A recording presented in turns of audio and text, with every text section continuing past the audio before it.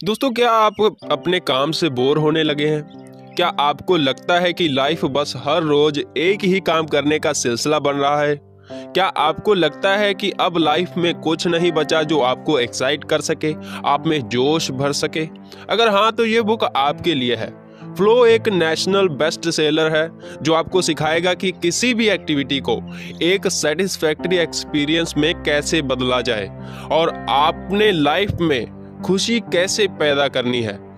जब आप फ्लो में होते हैं तब आपका हर दिन पर्पस और मीनिंग से भरा हुआ होता है। नमस्कार दोस्तों, मेरा नाम है विजय बुक और आप सुन रहे हैं वी बुक। दोस्तों, आज की ऑडियो बुक समरी का नाम है flow the psychology of optimal experience by Mihaly चिंगसेनमेहाई। दोस्तों, आज हम बात करेंगे काम की।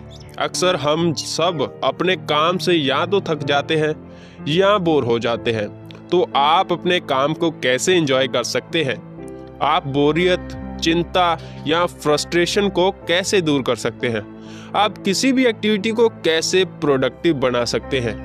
क्या कोई ऐसा तरीका है जिससे आप अपने काम या हॉबी को ऐसे एक्सपीरियंस में बदल सकें जो आपको सेटिस्फैक्शन दे? तो उसका जवाब है हाँ। आपके हर सवाल का जवाब इस बुक में मौजूद है। ऑथर मिहाई चिंगसेनमेहाई ने अपने करियर में ज्यादातर समय खुशी और मोटिवेशन को स्टडी करने में बिताया है। तो आप ये सब बातें एक एक्सपर्ट और गुणी इंसान से सीखने जा रहे हैं। इस बुक में आप फ्लो और ऐसे एक्सपीरियंस के बारे में सीखेंगे जो आपको ज्यादा से ज्यादा सेटिस्फैक्शन दे सके, जिसे ऑप्टिमल एक्सपीरियंस कहा जाता है। आप ऐसे स्टेप्स के बारे में जानेंगे जिन्हें फ्लो करके आप अपने डेली रूटीन के काम को भी एंजॉय करने लगेंगे। आप जिंदगी को भरपूर और खुलकर जीना सीख जाएंगे। तो चलिए इस समरी के पहले चैप्टर की बात करते हैं। Happiness revisited. खुशी हमें बाय चांस या अच्छे लक की वजह से नहीं मिलती है। ये कोई चीज नहीं है जिसे पावर के दम पर हासिल किया जा सके या पैसों से खरीदा जा सके। ये बाहर के माहौल या किसी घटना की वजह से नहीं आता है। खुशी इस बात पर डिपेंड करती है कि हम किसी भी सिचुएशन को किस नजरिए से देखते हैं। सबसे बड़ी बात तो ये है कि अगर हमें खुश होने की कोई वजह नहीं मिल रही तो हम खुद को वो वजह ढूंढ सकते हैं, खुद खुशी की वजह बन सकते हैं। देखिए, लाइफ में बहुत सी चीज़ें होती हैं जिन्हें हम कंट्रोल नहीं कर सकते। जैसे जब हमारा जन्म होता है तो हम कैसे दिखेंगे या हमारे पेरेंट्स कौन होंगे, इन सब पर हमारा कोई कंट्रोल नहीं होता। लेकिन कई बार हमें लगता है कि हम खुद अपनी तकदीर के मास्टर हैं। इसे ही हम ऑप्टिमल एक्सपीरियंस कहते हैं। ये लाइफ के वो पल हैं जिनके लिए किसी भी इंसान ने कड़ी मेहनत की होती है। ये तब होता है जब एक इंसान ने किसी चीज को पाने के लिए बहुत एफर्ट किया हो। मान लीजिए एक स्विमर है जो ओलंपिक्स की तैयारी कर रहा है। वो हर रोज घंटों प्रैक्टिस करता है। हर रोज की प्रैक्टिस की वजह से उसके मसल में बहुत दर्द लगता है, उससे बहुत थकान महसूस होती है, लेकिन फिर भी ये चीज़ें उसे अच्छी लगती हैं क्योंकि वो अपनी लाइफ के बेस्ट मोमेंट को एक्सपीरियंस करने के लिए तैयार हो रहा है। उसे थकान महसूस नहीं होती क्योंकि वो अपने काम के फ्लो में है। उसके लिए सिर्फ वो मेडल मायने रखता है जो उसे अपने गोल को अचीव करने के बाद मिलेगा और कुछ नहीं। वो अपने गोल को अचीव करने के लिए जी जान लगाने को भी तैयार होता है। पूरी बॉडी में दर्द होने के बावजूद भी वो स्विमिंग प्रैक्टिस जारी रखता है क्योंकि वो उसे बहुत अच्छा महसूस कराता है। आगे बात करते हैं दूसरे चैप्टर की, द एटॉमी ऑफ कॉन्शियसनेस। अब हम कॉन्शियस की बात करते हैं। आसान शब्दों में कॉन्शियसनेस का मतलब होता है चेतना या समझ। ये हमारे अंदर और बाहर चल रही घटनाओं को प्रोसेस करने में हमारी मदद करता है। ये हमें इंफॉर्मेशन के बेसिस पर क्या एक्शन लेना है वो समझने में मदद करता है। कॉन्शियसनेस हमें इमेजिनेशन की पावर से चीज़ों को क्रिएट करने में मदद करता है। इसके कारण हम सपने देख सकते हैं, पोएम लिख सकते हैं, साइंटिफिक थ्योरी बना सकते हैं। यहाँ आपको एक ज़रूरी बात याद रखना होगा, अगर हम अपने कॉन्शियसनेस को प्रोग्राम करने लगे तो खुद को खुशी या दुख से भरा हुआ बना सकते हैं, वो भी इस बात की परवाह किए बिना कि आपके आस पास क्या हो रहा है। कई लोग होते हैं जो एक होपलेस सिचुएशन को भी एक मीनिंगफुल एक्सपीरियंस में बदल देते हैं। वो लाख चैलेंजेस और ऑब्स्टेकल्स के बावजूद डट कर खड़े रहने का जज्बा रखते हैं। जिंदगी में खुशी और सक्सेस पाने के लिए ये सबसे खास क्वालिटी है जो हर एक इंसान में होनी चाहिए। अरे मायूस मत होइए, आप भी बेशक इस क्वालिटी को डेवलप कर सकते हैं। आप भी अपने कॉन्शियसनेस को प्रोग्राम कर सकते हैं, क्योंकि आपके पास अपने थॉट्स और फीलिंग को कंट्रोल करने का पावर है। ये कोई जादू नहीं है, बल्कि ट्रेनिंग और हार्डवर्क का कमाल है। अब आप सोच रहे होंगे कि इस दुनिया में सच में ऐसा कोई है जिसने इसे पॉसिबल करके दिखाया हो, तो जवाब है बिल्कुल हाँ। जिसने भी ग्रेट एथलीट हैं, योगी हैं, म्यूजिशियन हैं, उन सभी ने माइंड की अनलिमिटेड पावर का इस्तेमाल किया है। अब एक योगी को ही ले लीजिए। एक योगी लगातार तपस्या में लीन रहते हैं, हमेशा कुछ ना कुछ नया सीखते हैं और जानते रहते हैं। वो अपना सारा टाइम और एनर्जी अपनी तपस्या में लगा देते हैं। ऐसा करने से वो अपने स्किल में माहिर हो जाते हैं। दूसरे लोग मेडिटेशन के बारे में या जिंदगी के बारे में ना गहराई से सोचते हैं ना परवाह करते हैं, लेकिन एक योगी के जीवन का यही गोल होता है कि वो इस यूनिवर्स और जिंदगी के हर छोटे बड़े पहलू के रहस्य को जाने और समझे। आगे बात करते हैं तीसरे चैप्टर की, enjoyment the end the quality of life. अपनी लाइफ की क्वालिटी को और बेहतर बनाने के दो तरीके हैं। पहला तो है कि अपने बाहर के कंडीशन को मनचाहा बनाएं। दूसरा है चीजों को देखने का अपना नजरिया बदले। एग्जाम्पल के लिए सिक्योरिटी को ही ले लीजिए, जो खुशी का एक बहुत इंपॉर्टेंट हिस्सा होता है।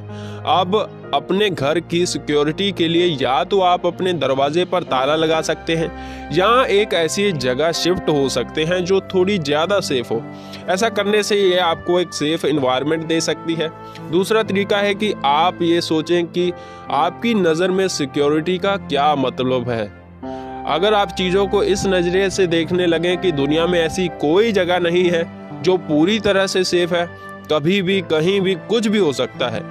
हाँ, अपनी तरफ से आप पूरी सावधानी जरूर बरतें, लेकिन इस सोच से आप ज़्यादा रिलैक्स हो सकते हैं। ऐसे नज़रिए से आप अपनी फैमिली के साथ लाइफ ज़्यादा एंजॉय कर पाएंगे। अपने बाहर के कंडीशन को बदलने से आपकी लाइफ इम्प्रूव हो सकती है, लेकिन बस कुछ ही समय के लिए ऐसा होगा। असल में आपको अपने कॉन्शियसनेस को कंट्रोल करने की ज़रूरत है।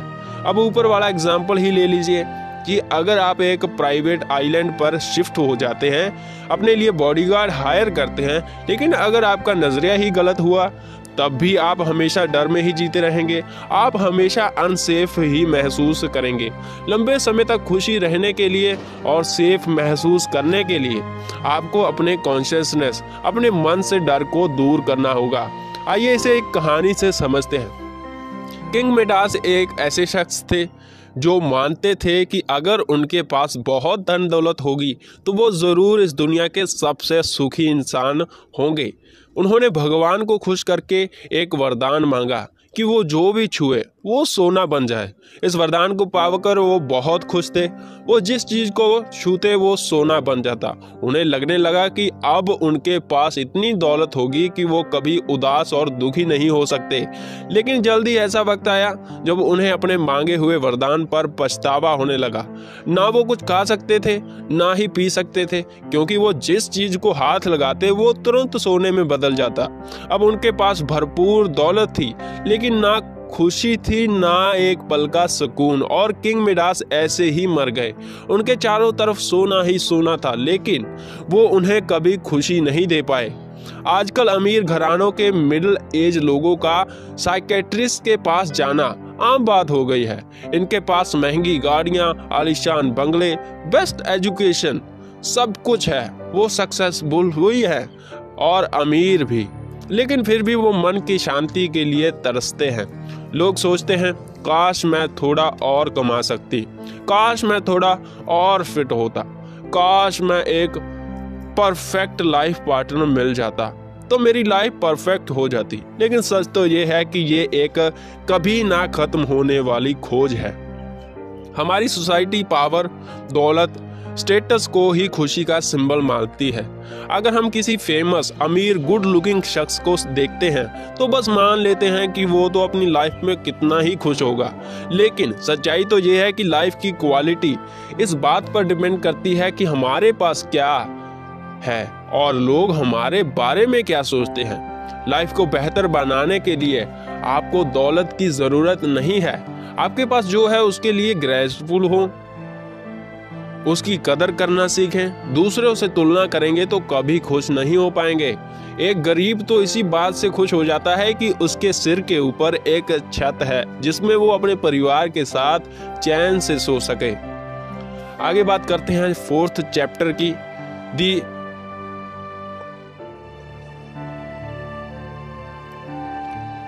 ऑटोटेलिक एक्सपीरियंस। एक ऑप्टिमल एक्सपीरियंस अपने आप में एक गिफ्ट की तरह होता है। ये एक एक्टिविटी है जो एक इंसान सिर्फ खुशी के लिए करता है। एग्जाम्पल के लिए एक सेलर कह जा सकता है कि मैं अपना सारा टाइम और एनर्जी एक बोट में इन्वेस्ट करता हूँ क्योंकि मुझे बोट से सफर करना सबसे ज्यादा खुशी देता है। ऑटोटेलिक शब्द 2 ग्रीक शब्दों से जुड़कर बना है। पहला है ऑटो यानी सेल्फ या खुद, दूसरा है टोलेस यानी गोल। ये एक ऐसी एक्टिविटी है जिसे आप फ्यूचर में बिना किसी फायदे की उम्मीद के करते हैं क्योंकि वो अपने आप में एक गोल होता है। एग्जाम्पल के लिए बच्चों को पढ़ाना ताकि वो अच्छे सिटीजन बन सके, ये एक ऑटोटेलिक एक्सपीरियंस नहीं है। लेकिन बच्चों को पढ़ाना क्योंकि आपको उनके साथ समय बिताना अच्छा लगता है, एक ऑटोटेलिक एक्सपीरियंस जरूर है।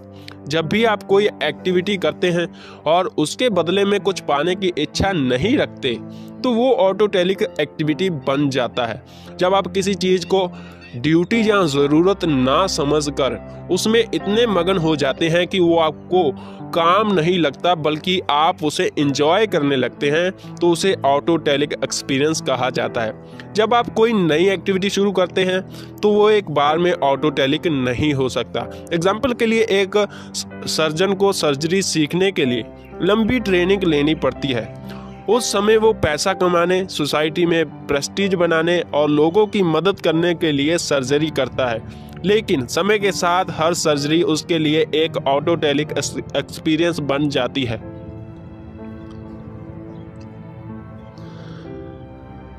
चलिए आगे बात करते हैं 5th चैप्टर की, the condition of the flow. Rock climbing, selling, dancing, ये सब एक्टिविटीज फ्लो को अचीव करने में मदद करती है। इस तरह के एक्टिविटीज में रिस्क हमें सीखना पड़ता है, इसमें एक गोल भी होता है, तुरंत फीडबैक भी मिल जाता है और पार्टिसिपेंट अपने रिजल्ट को कंट्रोल कर सकते हैं। ये एक्टिविटीज कंसंट्रेशन और इन्वॉल्वमेंट को बढ़ावा देती है। एग्जाम्पल के लिए हर स्पोर्ट्स मंथ प्लेयर को एक तरह का यूनिफॉर्म पहनाया जाता है। जब गेम शुरू होता है तो प्लेयर्स और ऑडियंस दोनों गेम और उनके रूल्स में लीन हो जाते हैं। ये जैसे उन्हें एक अलग दुनिया में ले जाता है। इन एक्टिविटीज के दौरान पार्टिसिपेंट एंजॉय करने के स्टेट में होते हैं। ये उन्हें हाई लेवल परफॉर्म करने के लिए पुश करता है। एग्जाम्पल के लिए टेनिस का गेम लेते हैं। एलेक्स एक छोटा बच्चा है जिसने अभी अभी टेनिस सीखना शुरू किया है। पहले उसमें कोई स्किल नहीं थी। वो तो बस इसी बात से खुश था कि जब वो बॉल को हिट करता तो वो नेट के दूसरी तरफ चला जाता। बॉल को मारना ही उसके लिए एक अचीवमेंट था। क्योंकि अभी वो बिगनर था, इस समय एलेक्स फ्लो महसूस कर रहा था। धीरे धीरे प्रैक्टिस करने के बाद वो एक्सपर्ट बन जाएगा और बॉल को अच्छे से हिट कर पाएगा। लेकिन उसके बाद वो रिपीटेटिव काम से बोर होने लगेगा। ऐसा भी हो सकता है कि एलेक्स को किसी ऐसे इंसान के साथ मैच खेलना पड़े जो उससे ज़्यादा एक्सपीरियंस्ड हो। तब उसे एहसास होगा कि उसे अभी कितना कुछ सीखना बाकी है। वो अपने खराब परफॉर्मेंस को लेकर चिंता करने लगेगा। तो एलेक्स या तो बोर हो जाएगा या चिंता करने लगेगा, और ये दोनों चीज़ें ही ठीक नहीं है।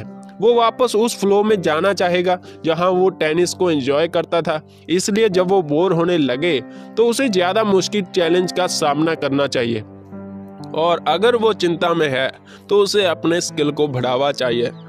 एक बार जब वो ऐसा करने में सक्सेसफुल हो जाएगा तो वो दोबारा फ्लो में होगा, और हो सकता है कि अपने अगले मैच में वो नए नए हिटिंग टेक्निक्स के सामने आने वाली बुरी तरह से हरा भी दे।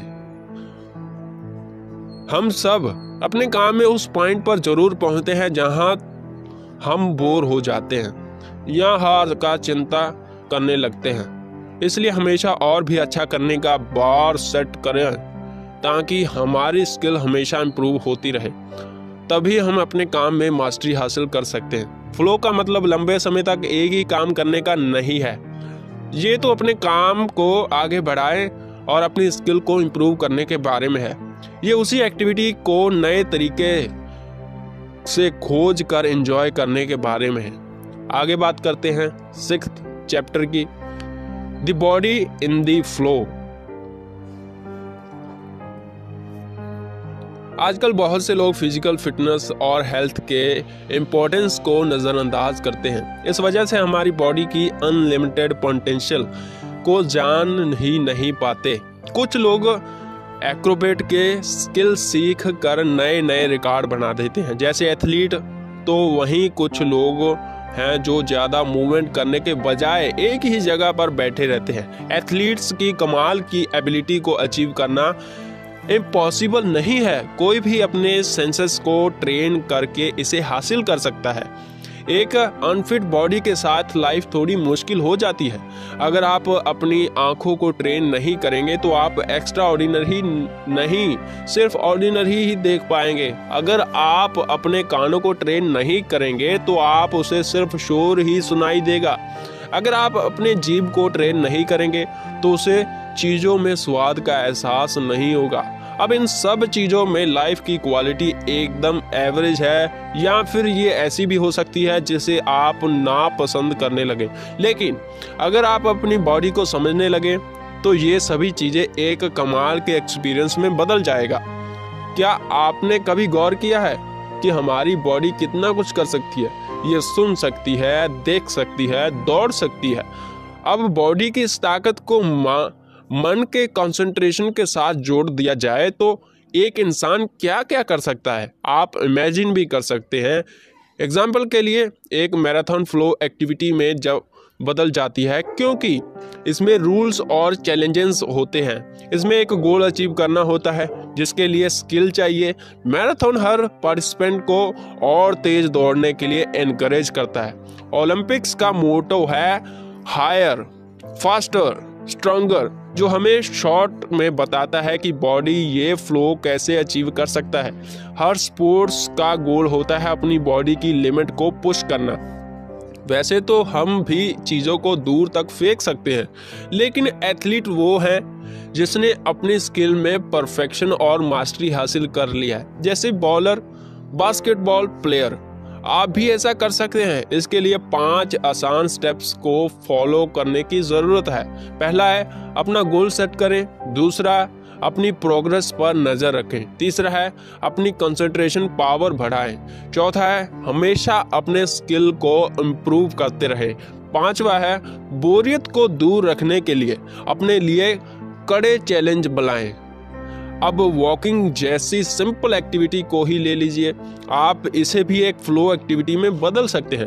पहले उस रास्ते को चुनें जहां आप जाना चाहते हैं। अब जब बीच में आप कहां रुकेंगे वो पॉइंट सेट करें। दूसरा, मेजर करें कि स्टार्टिंग पॉइंट से अगले पॉइंट तक आप किस स्पीड से चल रहे हैं। अपने आसपास के खूबसूरत नज़ारे पर भी ध्यान दें। तीसरा है उस रास्ते पर फोकस करें। आप शहर में जॉगिंग कर रहे हो या पहाड़ों पर ट्रैकिंग, आपको कंसंट्रेट करने की ज़रूरत है। चौथा है अपने लिए ऊंचा बार सेट करें। जैसे जैसे दिन गुजरते जाएंगे आपको उसकी स्पीड बढ़ानी होगी। पांचवा है आप किसी ज़्यादा चैलेंजिंग रास्ते को भी चुन सकते हैं। याद रखें कि हर दिन एक ही काम करना आपको एक कंप्लीट सेटिस्फैक्शन वाला एक्सपीरियंस नहीं देगा। तो इन 5 स्टेप्स के साथ आप किसी भी एक्टिविटी को फ्लो में बदल सकते हैं। आगे बात करते हैं 7वें चैप्टर की, the flow of thought. Flow सिर्फ बॉडी में नहीं होता, इसे मन के माध्यम से भी अचीव किया जा सकता है। इसका एक अच्छा एग्जाम्पल है किताबें पढ़ना। जब हम किसी भी कहानी को ध्यान से पढ़ते हैं तो एक अलग ही दुनिया में चले जाते हैं। हम उस वक्त बस कहानी में ही खोए रहते हैं। कई ऐसे आर्ट कलेक्टर होते हैं जो सिर्फ एक पेंटिंग की सुंदरता की तारीफ ही नहीं करते, बल्कि उसे बनाने वाले पेंटर के थॉट, इमोशन और उसकी उम्मीदों को भी समझ सकते हैं। अभी जो 5 स्टेप्स हमने सीखे उन्हें मेंटल एक्टिविटी के लिए भी अप्लाई किया जा सकता है। एग्जाम्पल के लिए चेस का गेम, अब इसे खेलने के लिए कई रूल्स फॉलो करने पड़ते हैं। चेस में बहुत कंसंट्रेट कर के खेलने की ज़रूरत होती है, इसलिए हर चेस प्लेयर को कंसंट्रेशन की मदद से अपने मेंटल टेक्निक को इम्प्रूव करने की ज़रूरत है ताकि वो एक चेस मास्टर बन सके। आगे बात करते हैं 8वें चैप्टर की, work as flow. Sigmund Freud में एक बार पूछा गया, खुशी हासिल करने की क्या रेसिपी है? उनका जवाब बड़ा सिंपल था, लव एंड वर्क, यानी प्यार और काम। चाहे आप जो भी हो और जो भी काम करते हो, आप अपने काम को ऑप्टिमल एक्सपीरियंस में बदल सकते हैं। आप अपनी जॉब को एक फ्लो एक्टिविटी में बदल सकते हैं। रिसर्च कहता है कि जब कोई आदमी अपने काम में खुश होता है, अगर वो अपने काम से प्यार करता है, तो इसका उसके पर्सनल लाइफ, हेल्थ, सक्सेस सब पर पॉजिटिव असर होता है। साइकोलॉजिस्ट की एक टीम ने इटली के अल्पाइन गांव में रहने वाले लोगों का इंटरव्यू लिया, जहां ज़्यादातर लोग खेती बाड़ी करते थे। ऐसा कहा जाता है कि वहां के लोग हर रोज एवरेज में 16 घंटे काम करते हैं, लेकिन उनमें से कुछ का कहना है कि वो कभी काम नहीं करते। अब अल्पाइन गांव में 76 साल की सेराफिना विनोन नाम की एक औरत रहती थी।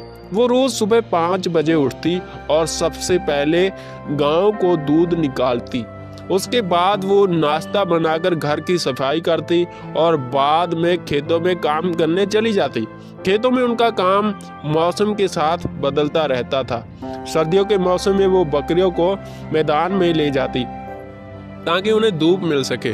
स्प्रिंग का मौसम आता तो वो ऑर्चार्ड में काम करने चली जाती। ऑटम में भेड़ों से ऊन इकट्ठा करती। रात को वो अपने पोते पोतियों को कहानियां पढ़कर सुनाती या अपने परिवार और दोस्तों के लिए पार्टी ऑर्गेनाइज करती। साइकोलॉजिस्ट ने सेराफिना से पूछा, आपको किस काम में सबसे बड़ा मजा आता है? उन्होंने कहा, गांव का दूध निकालने में, उन्हें घास के मैदान में ले जाने में, बगीचे का ध्यान रखने में। साइकोलॉजिस्ट को ये समझ में आया कि सेराफिना अपने हर एक काम को बहुत एंजॉय करती थी। उन्होंने सिर्फ सेराफिना से पूछा, अगर आपके पास दुनिया का सारा पैसा और समय हो तो आप क्या करेंगी? सेराफिना ने हंसने लगी और कहा, यही सारे काम, गाय से दूध निकालना, उन्हें मैदान में ले जाना, जो मैं अभी करती हूँ। ऐसा नहीं है कि सेराफिना को शहर के जीवन के बारे में कुछ पता नहीं था। कभी कभी वो टीवी देखती थी और मैगजीन भी पढ़ती थी। उनके रिश्तेदार शहर में रहते थे, उनके घर में गाड़ी थी, सारे इलेक्ट्रॉनिक्स थे। वो बाहर के देशों में घूमने भी जाया करती थी। बात सिर्फ इतनी थी कि मॉडर्न लाइफस्टाइल सेराफिना को पसंद नहीं थी। वो अपने गांव में बहुत खुश थी और किसी दूसरी जगह नहीं बसना चाहती थी। उन्हें अपने हर काम में सेटिस्फैक्शन का एहसास होता था, जो उन्हें ऑप्टिमल एक्सपीरियंस देता था। उन्हें किसी चीज़ की कमी नहीं लगती थी। एक बार ऑथर सिहाय ने इंडस्ट्रियल फैक्ट्री में फ्लो को स्टडी करने के बारे में सोचा। वो एक 60 साल के आदमी जो क्रैमर से मिले, जो एक रेल रोड की कंपनी में वेल्डर का काम करते। जब वो बहुत छोटे थे तो उनका परिवार अमेरिका में बसने आ गया था। 4th क्लास के बाद उन्होंने स्कूल जाना बंद कर दिया था और तब से वो इसी प्लांट में काम कर रहे थे। उन्हें वहां काम करते हुए 30 साल हो गए थे, लेकिन अब भी वो वेल्डर का काम ही करते थे। उन्हें जब भी प्रमोशन का ऑफर दिया गया, उन्होंने हर बार मना कर दिया। प्रमोशन के बाद वो किसी और ऑर्डर देने का काम नहीं कर सकते थे। जो को फैक्ट्री के हर काम के बारे में नॉलेज हो गई थी। जरूरत पड़ने पर वो कोई भी जिम्मेदारी उठा सकते थे। कोई भी मशीन हो वो उसे ठीक कर सकते थे। वो सिर्फ अच्छा काम नहीं करते थे, बल्कि अपने हर काम को बहुत एंजॉय भी करते थे। मिहाय और उनकी टीम ने जो से पूछा, बिना किसी ट्रेनिंग के आपने इतने कॉम्प्लेक्स मशीनों को ठीक करना कैसे सीखा? जो ने कहा कि बचपन से ही उन्हें मशीनों में बड़ी दिलचस्पी थी। जब भी कोई मशीन ठीक से काम नहीं करती तो उनके मन में सवाल उठने लगते कि ये काम क्यों नहीं कर रही है। एक बार उनके घर में टोस्टर खराब हो गया। जो ने सोचा, अगर मैं टोस्टर होता तो मुझ में क्या क्या खराब हो सकता था, और उन्होंने मशीन को खोल दिया। उसमें क्या डिफेक्ट है उसे ढूंढा और उसे ठीक कर दिया। तब से जो इसी टेक्निक को यूज कर रहे थे। जो फैक्ट्री में हमेशा मुश्किल से मुश्किल काम की तलाश करते, इसलिए अभी अपने काम से बोर नहीं हुए। हिमाय ने जिन दूसरे वेल्डर्स का इंटरव्यू लिया था, वो सब अपने काम से बोझ समझते थे। वो बस काम खत्म करके जल्द से जल्द फैक्ट्री से बाहर निकलने का इंतजार करते थे।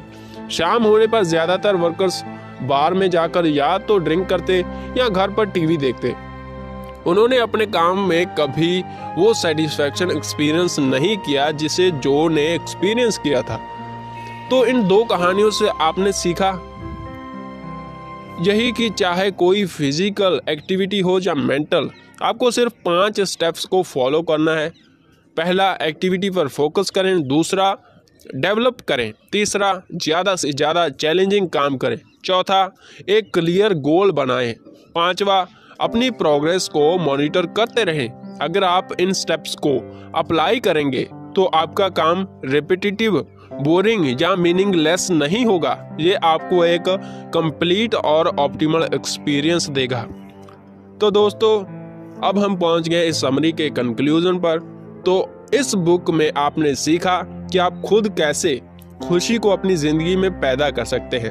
आपने समझा कि अपने कॉन्शियसनेस को प्रोग्राम करके आप दुख दूर करके खुशी एक्सपीरियंस कर सकते हैं। किसी भी सिचुएशन को दोष देने के बजाय आप उसे देखने का अपना नजरिया बदल सकते हैं।